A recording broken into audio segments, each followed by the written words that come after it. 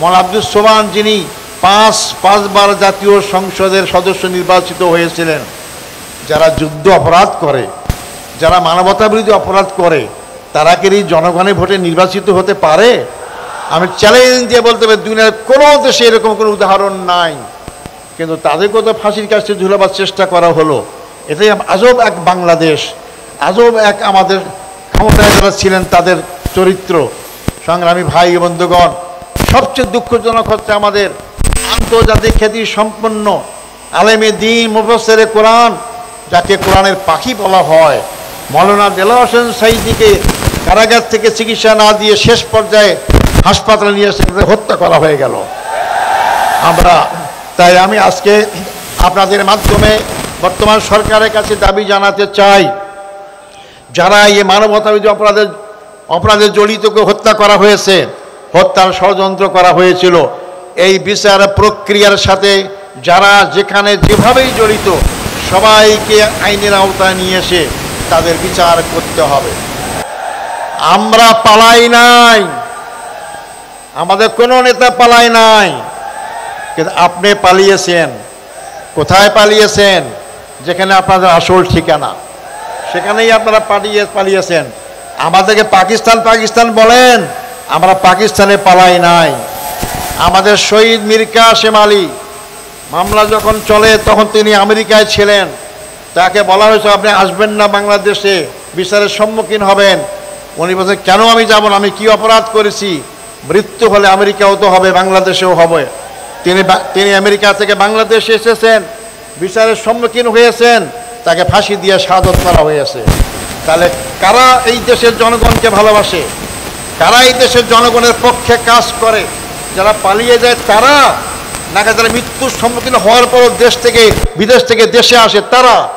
আসল তারাই দেশপ্রেমিক, তাদের দ্বারাই দেশ রক্ষা পেতে পারে, তাদের দ্বারাই দেশের সীমানা রক্ষা হতে পারে। সংগ্রামী ভাই বন্ধুগণ, আজকে বাংলাদেশের জনগণকে চিন্তা করতে বলবো। আবেগ দিয়ে 54 বছর কাটিয়ে দিলাম, অনেক স্লোগান দিয়ে জাতিকে বিভক্ত করলাম, কিন্তু জাতির কোনো কল্যাণ করতে পারলাম না। আমাদেরকে সত্যিকার অর্থে আধিপত্যবাদ বিরোধী শক্তি বাংলাদেশের জনগণের পক্ষে সবসময় যারা থাকে, যারা দেশে পালিয়ে যাওয়ার চিন্তা করে না, তাদের দ্বারাই দেশ নিরাপদ, তাদের দ্বারাই দেশের গণতন্ত্র নিরাপদ, তাদের দ্বারাই দেশের জনগণের অধিকার নিরাপদ। তাই আগামী নির্বাচনে সেই চিন্তা আমাদের মাথায় অবশ্যই রাখতে হবে। সংগ্রামী ভাই বন্ধুগণ, আমি যে মুক্তি পেয়ে গেলাম, এটা কি আমার এক্সটেনশন লাইফ না, বর্ধিত জীবন না? আমি তো শহীদ হয়ে যেতাম, আমাকে ফাঁসির ঝুলে আপনার সাথে দেখা হতো না। তা আল্লাহ আমাকে বাঁচিয়েছেন, এটা আমার বর্ধিত লাইফ। আমি আপনাদের কাছে ঘোষণা করতে চাই, আমি ছাত্র জীবন থেকে ইসলামী আন্দোলন করি, জনগণের জন্য কাজ করি, এরকম পরিসরেই কাজ করেছি। আমি আমার এই বর্ধিত জীবনটা আল্লাহর দিনের জন্য অক্ষয় করতে চাই। কিন্তু আপনারা আমাকে দোয়া করবেন, আমি বাকি জীবন যেন আপনাদের পক্ষে, দেশের পক্ষে, আমার এলাকার পক্ষে জীবন ভরে কাজ করতে পারি, সে তৌফিক দান করেন। সংগ্রামী ভাই বন্ধুগণ, আবু সাঈদ কেন জীবন দিয়েছে? আবু সাঈদ কি তার নিজের কোনো সম্পত্তি উদ্ধার করার জন্য জীবন দিয়েছে? তার ব্যক্তিগত স্বার্থে কোনো জীবন দিয়েছে? না, সে দেশের স্বার্থেই জীবন দিয়েছে। সে যেমন বৈষম্য মুক্ত একটা বাংলাদেশ চেয়েছিল, কিন্তু বাংলাদেশ মুক্ত হয়েছে। কোথা থেকে মুক্ত হয়েছে? 15.5 বছরে আমাদের ভোটের কোনো অধিকার ছিল না, 15.5 বছরে গণতন্ত্র ছিল না, 15.5 বছরে আমাদের বাক স্বাধীনতা ছিল না, 15.5 বছরে আমাদের সীমানা অরক্ষিত ছিল। এই 15.5 বছরে আমাদের রাজনৈতিক ও সাংস্কৃতিক কোনো স্বাধীনতা ছিল না। আধিপত্যবাদী শক্তির রাজনৈতিক থাবা এবং সাংস্কৃতিক আগ্রাসন আমাদের মূল ইমানি শক্তিকে দুর্বল করে দিয়েছে, আমাদের যুব শক্তির চরিত্রকে ধ্বংস করা হয়েছে। আজকে সেখান থেকে আমাদের দেশকে আবার নতুন করে গড়তে হবে। এই নতুন বাংলাদেশ গড়ার ক্ষেত্রে দলীয় স্বার্থের ঊর্ধ্বে ওঠে সকল ভেদাভেদ ভুলে গিয়ে জাতীয় ঐক্য গড়ে আবু সাঈদের স্বপ্নকে বাস্তবায়ন করতে হবে।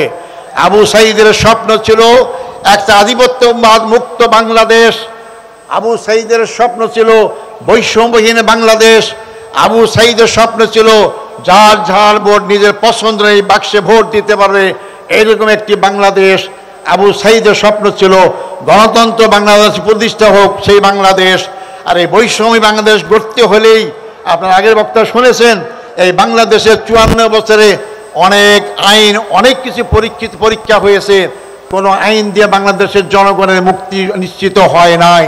তাই নতুন বাংলাদেশ গড়তে হলে নতুনভাবে এগিয়ে যেতে হবে, আর তা হচ্ছে আল্লাহর আইন এবং সৎ লোকের শাসন। আল্লাহর আইন সৎ লোকের শাসনের মাধ্যমেই বাংলাদেশ সার্বিকভাবে মুক্তি পাইতে পারে। আসুন আমরা সেই আগামী দিন আল্লাহর আইন সৎ লোকের শাসনের আন্দোলনের সবাইকে আমরা এগিয়ে আসার আহ্বান জানাই এবং সেই বাংলাদেশ গড়ার জন্য আমরা সবাই সামনে দিকে এগিয়ে যাই। মুসলিম জনতা, রংপুরের গৌরব, আমাদের একান্ত শ্রদ্ধাভাজন ভাই জনাব এডিএম আজহারুল ইসলাম, জনাব এডিএম আজহারুল ইসলাম। নারায়ে তাকবীর, নারায়ে তাকবীর। বাংলাদেশ জামাত ইসলামী, আজহার ভাই জিন্দাবাদ, জিন্দাবাদ। আজহার ভাই আসছে, রাজপথ কাঁপছে। নারায়ে তাকবীর। আলহামদুলিল্লাহ, আলহামদুলিল্লাহ রাব্বিল আলামিন, ওয়াসসালাতু ওয়াসসালামু আলা সাইয়্যিদিল মুরসালিন ওয়া আলা আলিহি ওয়া সাহাবি আজমাইন। মঞ্চে উপবিষ্ট বাংলাদেশ জামাত ইসলামীর সংগ্রামী আমির জনাব ডাক্তার শফিকুর রহমান, বাংলাদেশ জামাত ইসলামীর কেন্দ্রীয় এবং স্থানীয় নেতৃবৃন্দ, সমবেত ভাই ও বন্ধুগণ, আসসালামু আলাইকুম রহমতুল্লাহ। অমুসলিম ভাইদের প্রতি থাকলো আমার আন্তরিক মোবারকবাদ, সাংবাদিক বন্ধুগণ তাদের প্রতি থাকলো আমার আন্তরিক মোবারকবাদ। সংগ্রামী ভাই ও বন্ধুগণ, আমি আপনাদের সাথে মিলিত হতে পারবো এটা কোনো সময় চিন্তায় আসেনি। আমি কারাগারে ফাঁসির কাস্টে ঝোলার জন্য প্রস্তুত ছিলাম।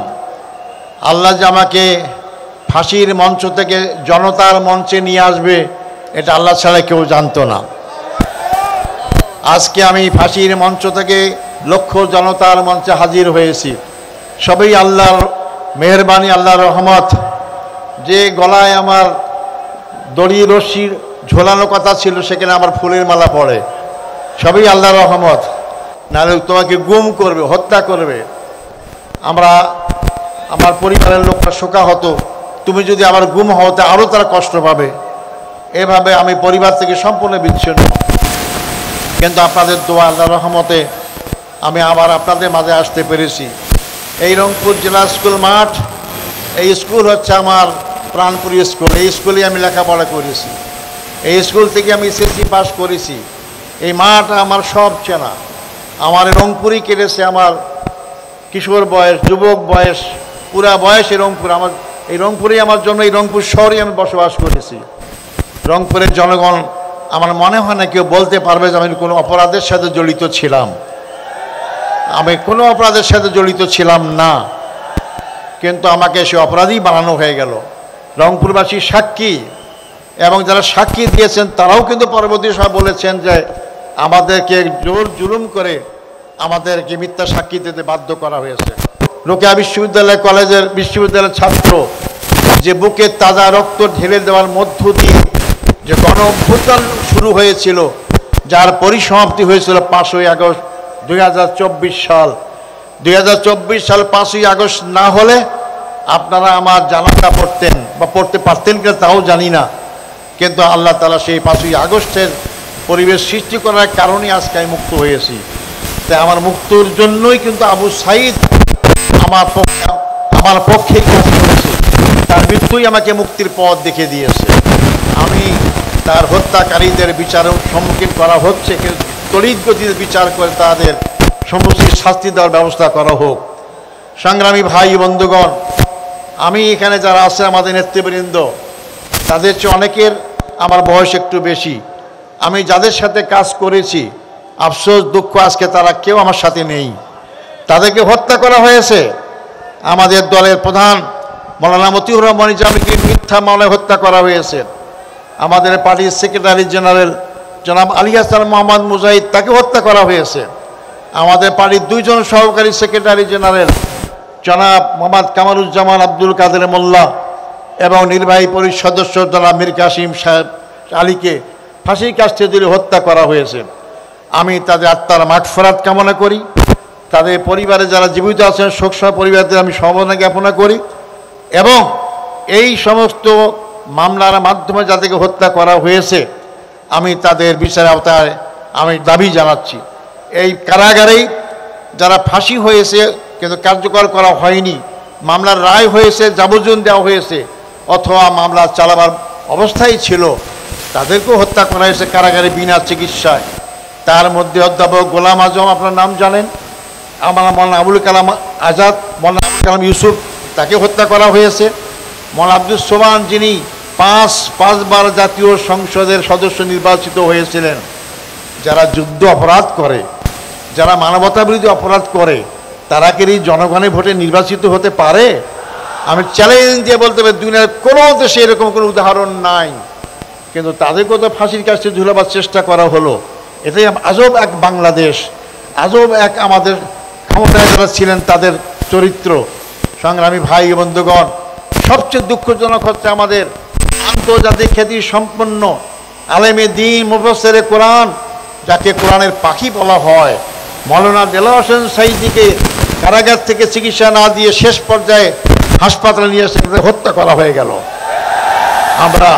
তাই আমি আজকে আপনাদের মাধ্যমে বর্তমান সরকারের কাছে দাবি জানাতে চাই, যারা এই মানবতাবিরোধী অপরাধে জড়িতকে হত্যা করা হয়েছে, হত্যার ষড়যন্ত্র করা হয়েছিল, এই বিচার প্রক্রিয়ার সাথে যারা যেখানে যেভাবেই জড়িত সবাইকে আইনের আওতায় নিয়ে এসে তাদের বিচার করতে হবে এবং যারা এই বিচারের সম্মুখীন হয়ে হত্যার সম্মুখীন হয়েছেন তাদের ক্ষতিপূরণ দান করতে হবে।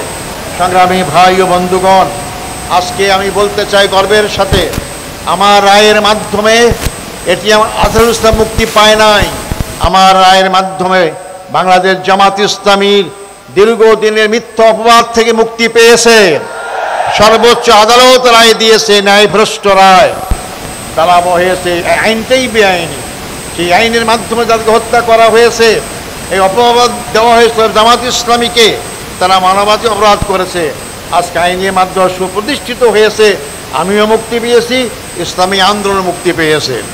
এটাই আল্লাহর বিচার, ন্যায় বিচার আল্লাহ করেন। 5ই আগস্ট আমরা জেলখানায় ছিলাম, আমরা কল্পনাও করিনি যে হাসিনা ক্ষমতার স্বার্থে বাধ্য হবে, কিন্তু রাখে আল্লাহ, মারে কে? আল্লাহ যে অনেক কিছুই করতে পারেন। মনে হলো যে আল্লাহ সরাসরি এই বিপ্লব ঘটার ব্যবস্থা করেছেন। মনে হলো যে লক্ষ লক্ষ লোক, আমরা দেখতেই পাচ্ছিলাম কারাগার থেকে লক্ষ লক্ষ লোক রাজপথে নেমেছে, মনে হয় যে আবাবিল পাখির মতো হাজির হয়েছে লক্ষ লক্ষ লোক। আল্লাহ ফেরেশতারা হাজির হয়েছেন এবং তার পতন হয়েছে। যার পতন হয়েছে তিনি কি বলতেন? শেখের বেটি পালায় না, আমরা পালাই নাই, আমাদের কোনো নেতা পালায় নাই, কিন্তু আপনি পালিয়েছেন। কোথায় পালিয়েছেন? যেখানে আপনাদের আসল ঠিকানা, সেখানেই আপনারা পালিয়েছেন। আমাদেরকে পাকিস্তান বলেন, আমরা পাকিস্তানে পালাই নাই। আমাদের শহীদ মীর কাসেম আলী মামলা যখন চলে তখন তিনি আমেরিকায় ছিলেন, তাকে বলা হয়েছে আপনি আসবেন না বাংলাদেশে, বিচারের সম্মুখীন হবেন। উনি বলছেন কেন আমি যাব না, আমি কি অপরাধ করেছি? মৃত্যু হলে আমেরিকাও তো হবে, বাংলাদেশেও হবে।